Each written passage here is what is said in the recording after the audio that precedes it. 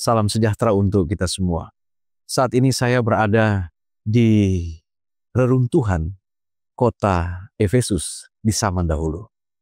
Berbicara kota Efesus, ini merupakan satu bagian dari 7 jemaat yang ada di kitab Wahyu. Dan Efesus adalah jemaat yang pertama. Jemaat di mana Yesus pernah ada. Dan saudara-saudaraku yang kekasih, latar belakang dari kota Efesus sangat luar biasa. Mengapa? Kota Efesus adalah merupakan satu kota yang luar biasa, bukan kota sembarangan. Kota Efesus adalah merupakan pusat perdagangan dan budaya di Asia Kecil, yang saat ini adalah merupakan wilayah Turki bagian barat. Kota Efesus merupakan satu tempat di mana orang-orang datang untuk berkumpul. Namun, di tempat ini, kalau kita melihat di dalam Alkitab, Paulus, dia pernah ada dan tinggal di tempat ini selama kurang lebih 3 tahun.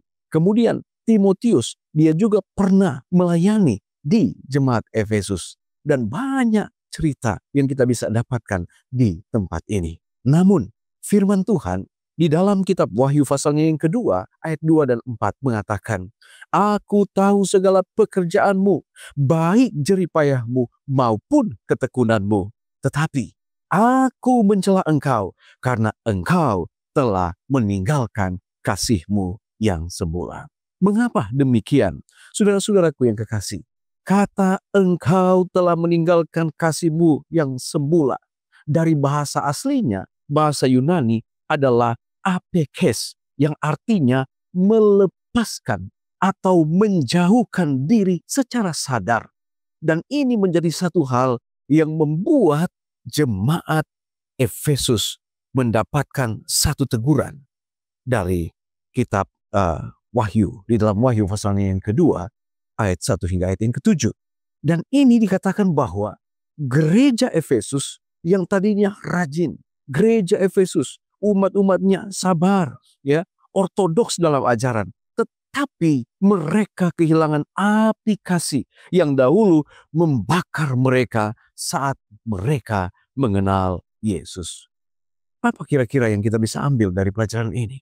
Mereka mungkin sibuk melayani Tuhan, tetapi sudah lupa untuk mencintai dan mengasihi Tuhan yang sangat mengasihi mereka. Dan ada peringatan dan ajaran. Di dalam ayat yang kelima, Wahyu pasal yang kedua dikatakan, ingat, bertobat dan lakukan lagi. Ya, kata ingat di sini adalah untuk memberikan peringatan kepada umat jemaat di Efesus agar mereka mengingat akan kasih mula-mula mereka, mengingat akan kehidupan mereka yang sangat senang di dalam doa, belajar firman Allah, mereka penuh sukacita untuk melayani satu dengan yang lain.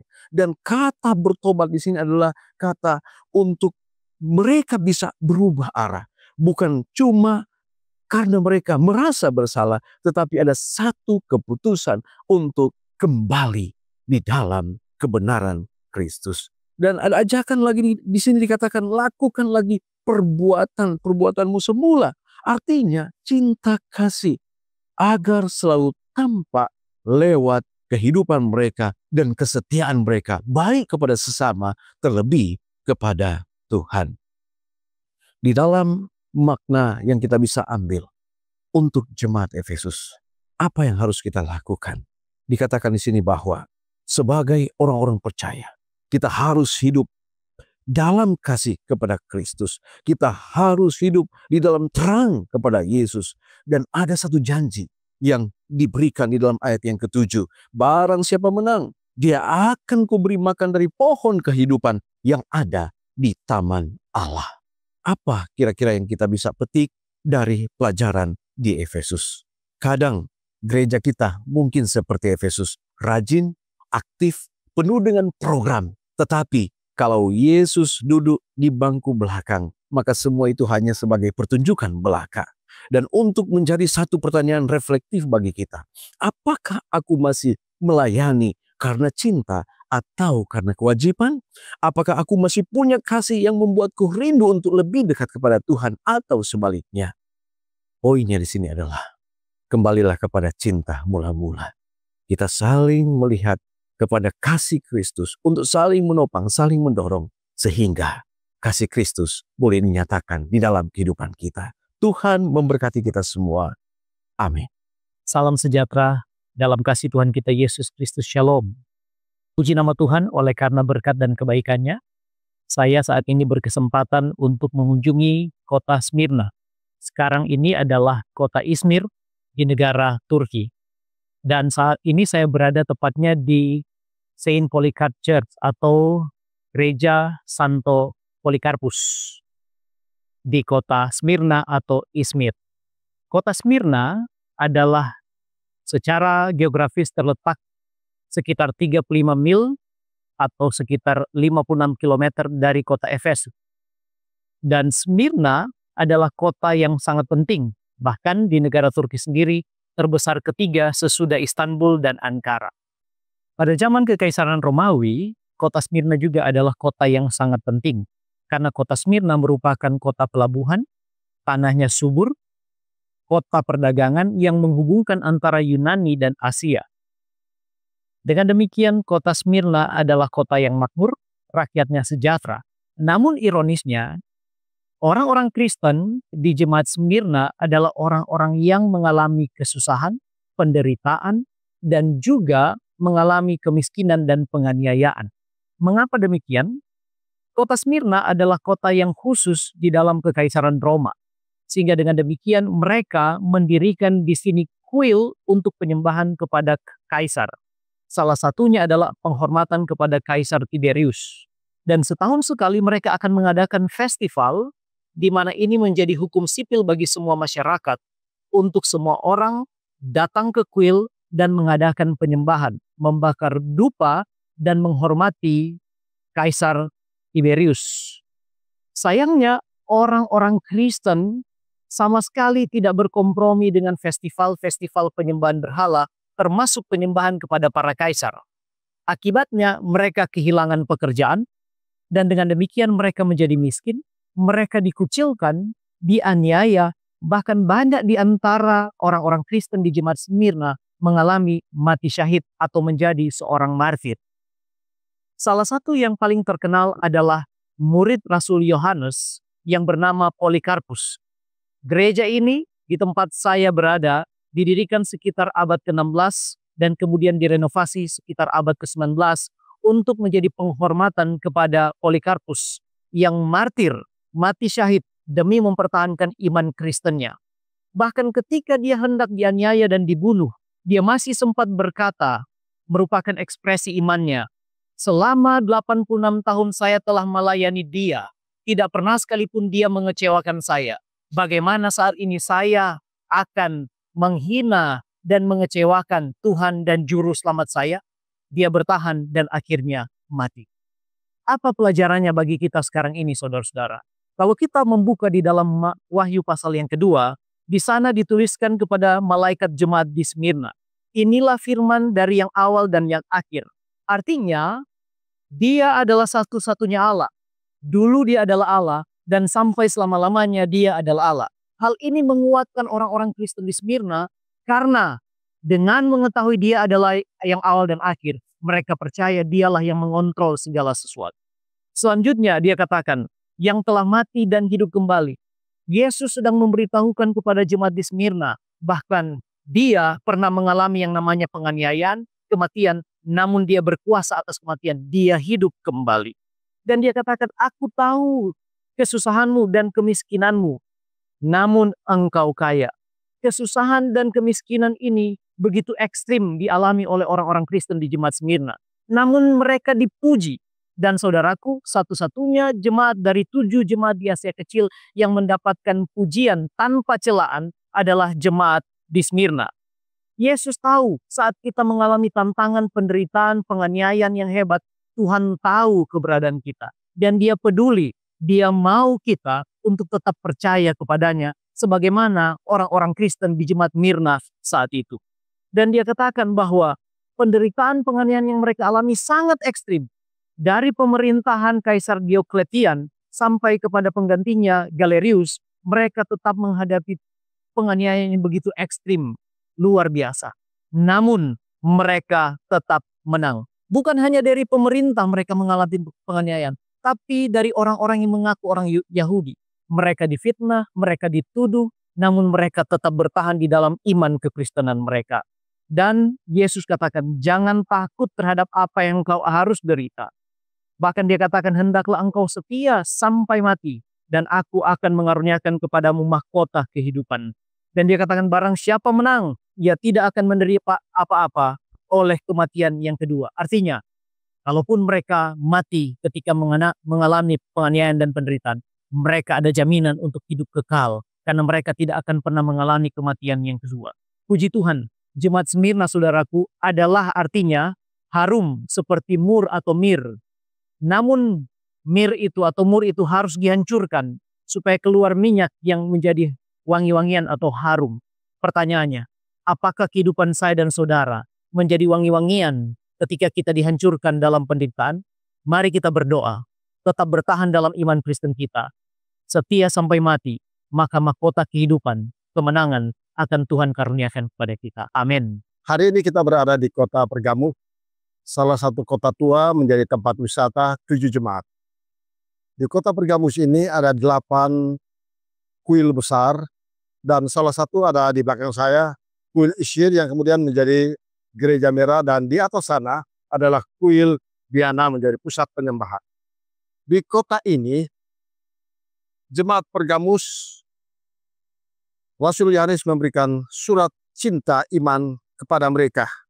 Pergamus dikenal sebagai kota penyembahan berhala oleh kekaisaran Roma dan disebut istana iblis karena ada 8 kota di sana.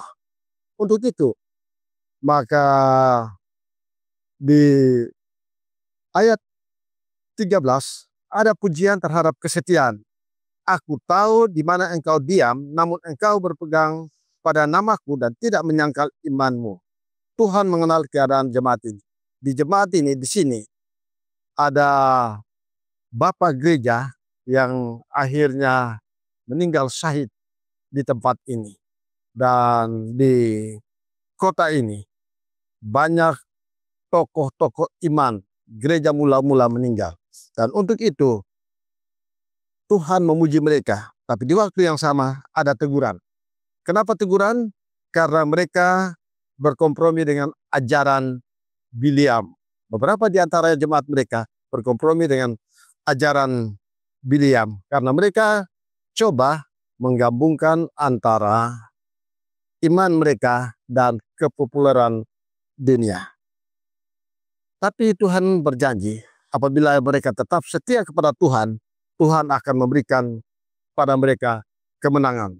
Sebagai kesimpulan, jemaat Pergamus mengajarkan bahwa iman sejati diuji melalui kesetiaan dan kemurnian. Yang kedua, Tuhan memanggil kita untuk hidup tanpa kompromi di tengah dunia yang menormalisasikan dosa. Dan yang ketiga, Ia mengenal perjuangan kita, menegur kita dengan kasih dan menjadikan kehidupan kekal bagi yang menang. Jemaat Pergamus. Saya Pendeta Yupiter Kulendono di kota Pergamus. Saya sekarang berada di reruntuhan gereja Saman Tiatira. Inilah reruntuhan gereja, dan saya berdiri sini adalah mimbar daripada gereja itu. Mari kita akan lihat ada apa di Tiatira. Kalau kita membuka akan buku Wahyu pasal 2, Tiatira adalah satu kota di mana Paulus juga berkunjung, di mana situ ada jemaat. Dan dalam buku Wahyu itu adalah jemaat yang keempat. Jemaat Tiatira adalah satu jemaat yang penuh kasih. Kalau kita membaca dalam Wahyu pasal 2 ayat yang ke-19, di mana Tuhan memuji akan jemaat Tiatira, akan kasih, iman, pelayanan, ketekunan, semuanya begitu indah sekali. Tetapi di dalam kehidupan umat-umat Tuhan di jemaat Tiatira, ada masalah yang terjadi. Firman Tuhan mengatakan mereka membiarkan akan ajaran-ajaran doktrin-doktrin palsu dari nabi-nabi palsu. Mereka toleransi di dalam kehidupan demikian. Ini menjadi satu masalah, saudara-saudara. Pada saat mereka toleransi, membiarkan akan hal itu ada di dalam lingkungan gereja mereka, mereka tidak bisa membendung akan ajaran-ajaran palsu itu. Pada akhirnya, mereka kompromi akan ajaran-ajaran itu yang dilambangkan oleh wanita Isabel. Mereka kompromi. Dan akhirnya dalam buku Wahyu dikatakan, Tuhan menegur mereka. Dan Tuhan menyuruh untuk adakan satu pertobatan. Tetapi kalau saudara baca dalam buku Wahyu pasal 2, mereka tidak mau bertobat. Mereka mau mengikuti akan ajaran-ajaran palsu itu. Mereka kompromi di dalam pelayanan kehidupan mereka. Dan akhirnya, dalam buku Wahyu, Tuhan mengatakan Tuhan menghukum mereka. Tetapi bersyukur, berterima kasih. Walaupun situasi terjadi demikian, ada kelompok umat yang tetap setia kepada Tuhan. Ada kelompok umat yang tetap beribadah kepada Tuhan. Yang mana kelompok itu firman Tuhan mengatakan Tuhan fokus kepada mereka. Tuhan katakan kepada mereka melalui buku Wahyu, pegang akan iman kamu sampai aku datang. Saudara-saudaraku yang kekasih, jemaat Tiatira adalah satu gambaran pada saat ini apabila kita toleransi dan kompromi dengan ajaran-ajaran di luar daripada Alkitab. Hati-hati, saudara-saudara. Apabila kita kompromi, Tuhan memanggil kita untuk bertobat. Tetapi apabila kita tidak bertobat, ada hukuman yang telah disampaikan di dalam buku Wahyu. Dan bagi mereka yang tetap setia, Tuhan katakan dalam buku Wahyu, pegang terus itu sampai aku datang. Saudara, itulah jemaat Tiatira. Dan saat ini, inilah peninggalan. Sisa peninggalan daripada jemaat Tiatira adalah bangunan gereja. Dan hanya tinggal ini peninggalan. Karena dalam catatan, Tiatira sudah 6 kali terjadi gempa bumi. Sehingga sudah hancur ini kota Tiatira. Tinggal inilah peninggalan sejarah yang boleh kita saksikan. Ini adalah bangunan gereja menjadi saksi berdiri bahwa apabila kita kompromi dengan kehidupan duniawi, hati-hati. Oleh sebab itu, dengarlah perkataan buku Wahyu. Pegang terus iman kepada Yesus Kristus sampai Yesus datang. Tuhan memberkati kita semua. Saya rindu berdoa kepada saudara supaya dalam iman Kristen kita, walaupun banyak tantangan pergumulan, kita tetap bertahan sampai hari Maranatha. Kita tunduk kepala dan berdoa. Bapa di sorga, terpujilah namamu kekal selama-lamanya. Engkau Allah yang setia dalam kehidupan kami. Tidak pernah Engkau tinggalkan dan biarkan kami. Kami menyerahkan kehidupan dan perjalanan iman kami kepadamu Tuhan. Sebagaimana Engkau telah berjanji untuk Engkau mengetahui, peduli, Engkau bersama-sama dan Engkau akan berikan kemenangan. Demikian pula kami yang bertahan sampai Maranatha. Engkau akan mengaruniakan mahkota kehidupan. Terima kasih Tuhan, kuatkan kami dengan pertolongan Roh Kudus. Sanggupkan kami untuk mengalami dan bertahan di atas segala penderitaan yang kami alami di dunia ini. Terpujilah Engkau Bapa, berkati kami semua, ampun dosa kami, dalam nama Yesus. Amin.